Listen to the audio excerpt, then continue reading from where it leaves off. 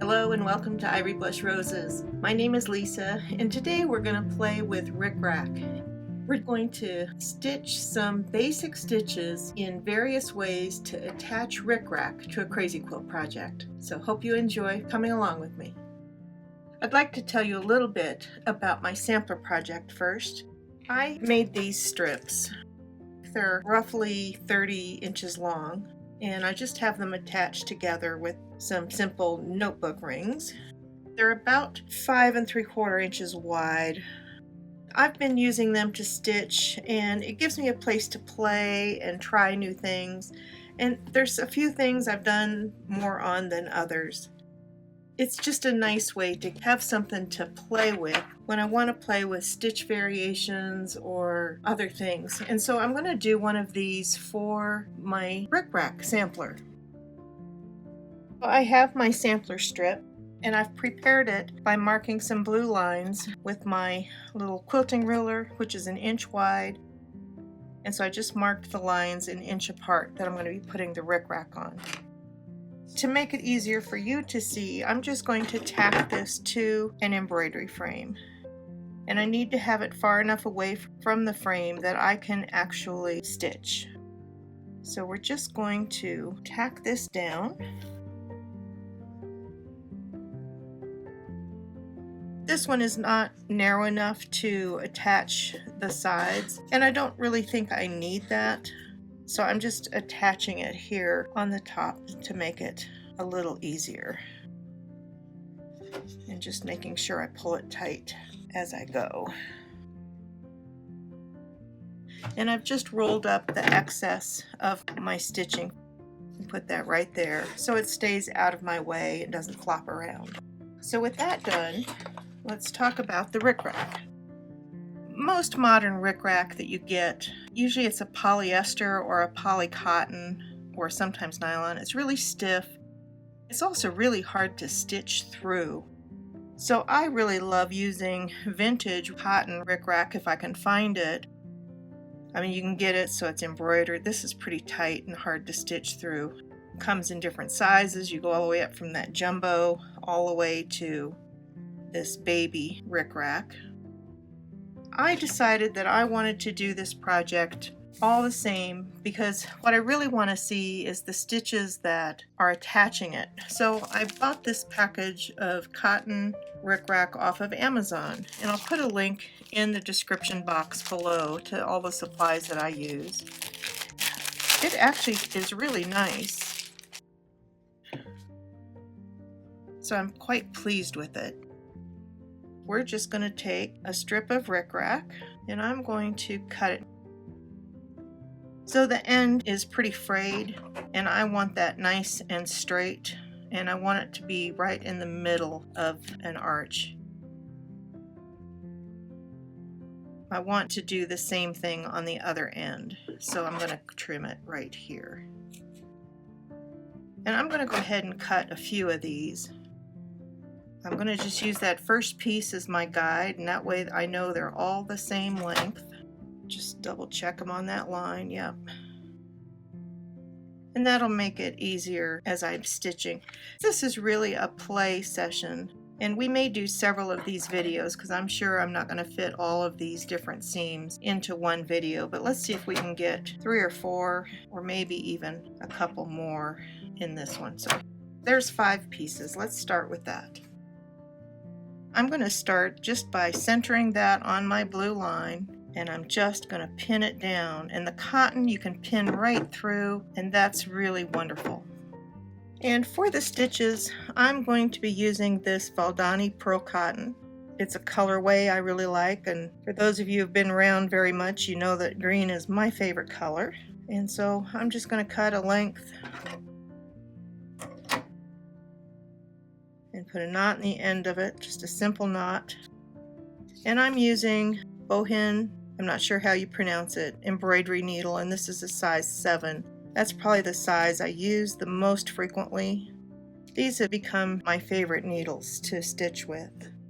This Valdani pearl cotton is a size 12, and it fits really nice into that size needle. I use this combination quite a lot.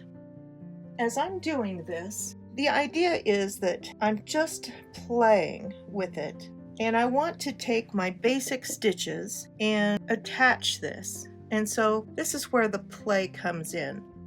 I'm not going to think too hard about it. I'm just going to stitch. So we're going to start off with a straight stitch that I'm going to stitch a little bit like a back stitch.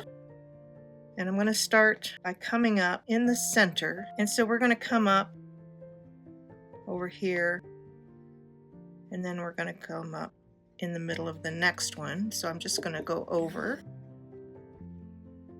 and I'm going to stitch back to where I first came up. I'm going to come up in the middle of the next arch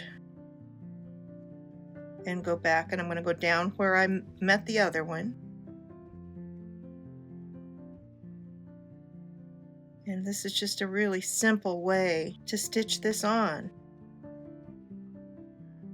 And as I get to my pin, I can just move my pin so it holds it out of the way. And up in the center, back, up in the center.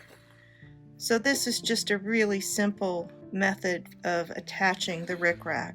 And then on the back, we're just making 2 straight lines. So I really am trying to come up on the center of those arches, and that makes it look a little bit nicer. But I find play sessions like this are just so important. You have an idea, try it out. How many different ways can you attach a piece of rickrack using just basic stitches?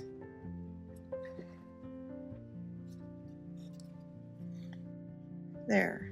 So just simple. I didn't get it quite straight. I didn't always come up exactly in the middle of the arch.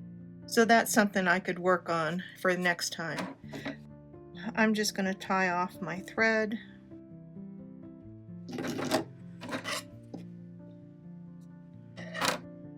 So what's another good basic stitch that we could use?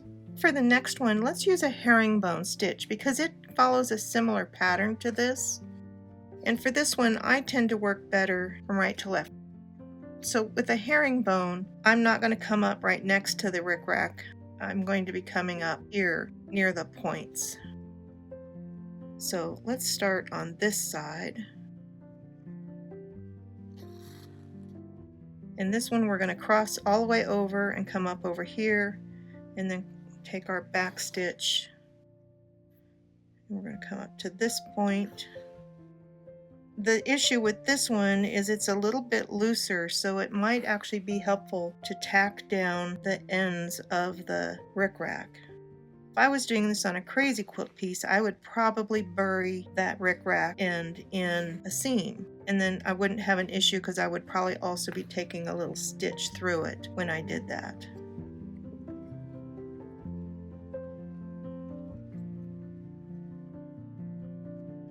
So you can see how that's coming together, and I really am happy with how that's looking.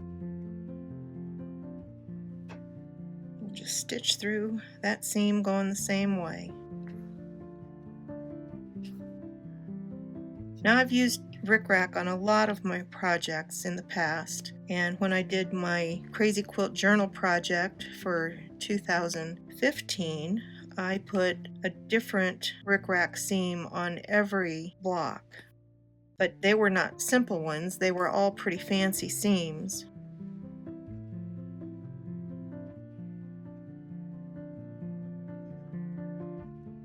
And tie that off. I'm going to pick up the thread behind the rickrack here to do that so I don't see it on the front. Another good basic seam is a cretin stitch that also kind of goes across similarly to this. For a cretin stitch, I'm going to actually make a little stitch as though I've come up from the last one.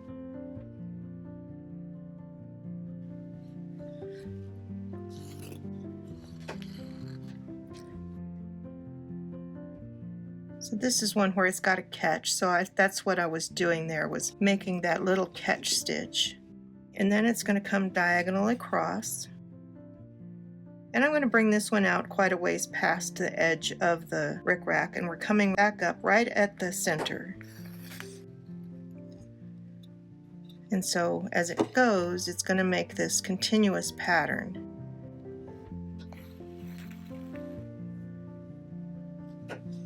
Again, coming down.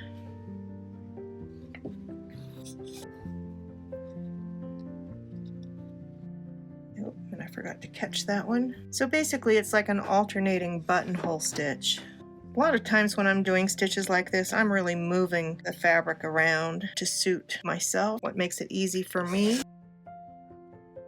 Again, I'm going to come over that thread, but I don't want the thread under the rickrack either.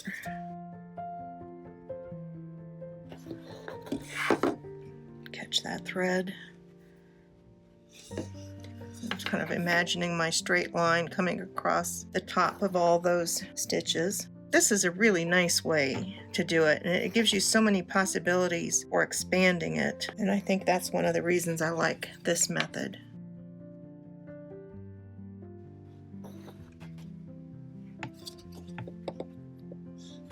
Like the herringbone, you probably want to make sure that the ends of your rickrack are secured somehow, because it does allow the rickrack to move a little bit more. Forgot to catch my thread. And actually, if I look at that, it didn't come out quite even, so I'm going to pull that one out. Even though it's a sampler, I still want it to look nice. Where's my straight line down? That looks better.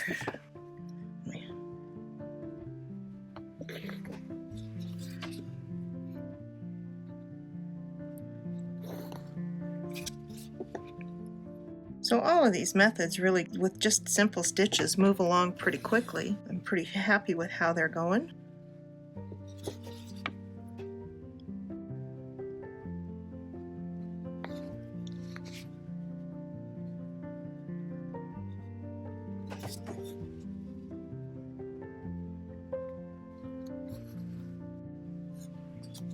I'll finish up on the top here.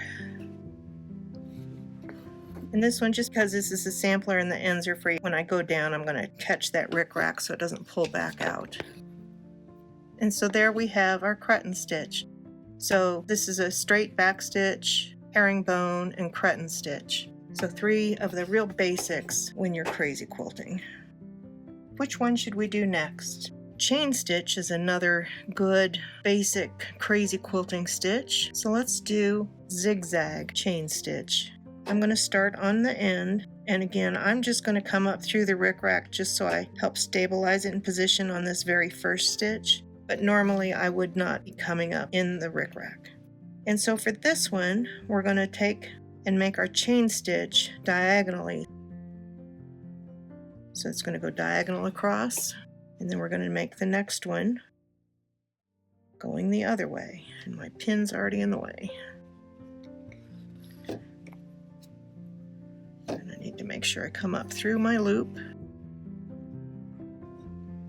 make a chain stitch going down.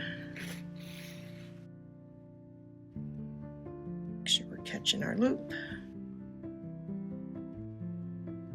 in the opposite direction. To make this one look like it comes up in the center, I actually am going just a little past center because of the way the stitch works. I feel like it makes it optically look more centered. Get a little past center.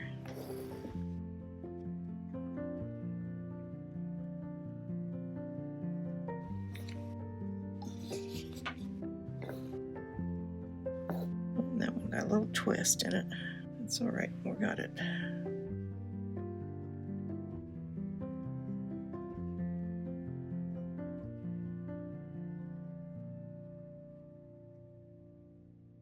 I think we have one more, and that will finish this off. So there we have a zigzag chain stitch to attach it, and that gives a completely different look. I like that one. I actually have used that a lot.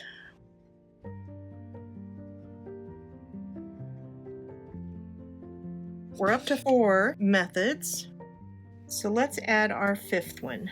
Another stitch that works really well to attach rickrack is a fly stitch. And that's one that's, I think, probably an underused stitch in many ways. So this one we're going to make Ys, and I'm going to come up in the center.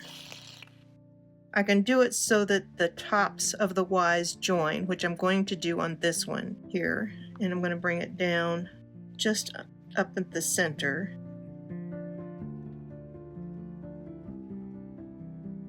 And then I'm going to make the stem of my Y. So these are detached fly stitch. I'm going to come back up to the top, come out the same hole that I went down. And again, I'm going to try and line up those bottoms. Come up the same hole. And again, we're lining up, but going in the center, coming up in the lower center, line that up. As you can see, this one's got lots of possibilities with it for adding to it and embellishing further.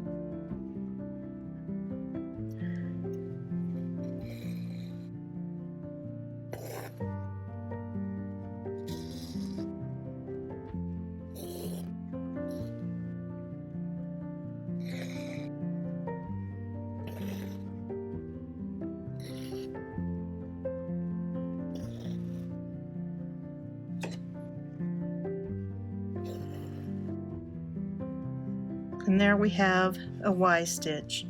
So let me fasten that off and we'll take a look back. So there we have our first 5 methods of attaching rickrack. The first one we did was with a straight stitch in a back stitch manner. This is a herringbone, cretin stitch, zigzag chain stitch, and then a fly stitch. And I'm pretty happy with how those look. And it starts to open up possibilities when you play around with things like this. So we'll be doing another video and I'll give you another 5 ways of attaching rickrack. And I'd love to hear if you found this helpful or if you have any suggestions for other types of stitch videos you'd like to see. My hope is to be doing some of these shorter stitch videos that are just simple stitches rather than big project-oriented videos along the way. Sometimes I think it's helpful to just play, and that's going to be the whole point of this. Play with stitches, see what we can come up with. Try variations on different things. Right now we're going to be focusing on rickrack in probably the next 2 or 3 videos. Then we're going to maybe switch up to a different stitch. So let me know what stitch you'd like to try playing with. Thanks for watching. Happy stitching. I'll see you in the next video.